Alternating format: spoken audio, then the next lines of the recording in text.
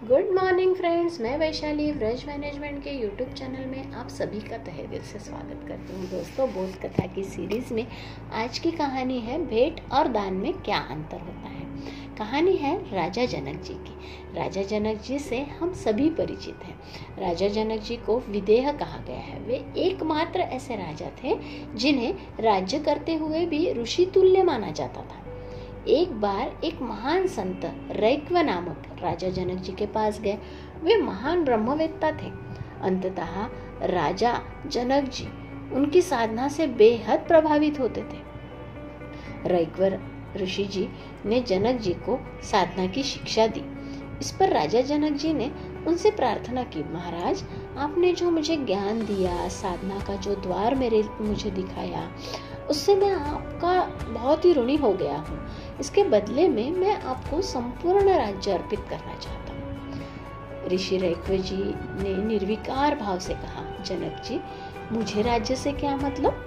मैं तो राज्य चलाना ही नहीं जानता। राज्य लेकर मैं क्या करूँगा?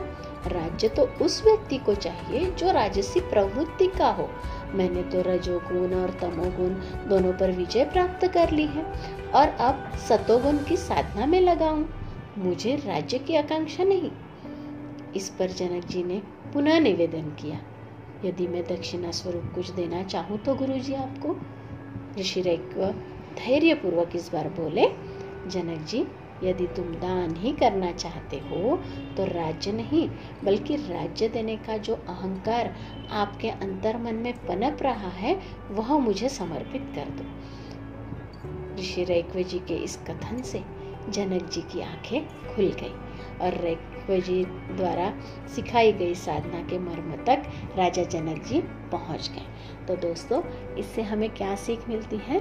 हमें यह सीख मिलती है कि हम अगर किसी को कुछ दान करना चाहते हैं तो उसके बदले में हम कुछ लेते हैं या हम कुछ लेना चाहते हैं, और अगर हम किसी को भेंट करना चाहते हैं तो वह हमारा प्रेम होता है। उसमें हमारा प्रेम भाव हमें दिखता है और सामने वाले को भी दिखता है।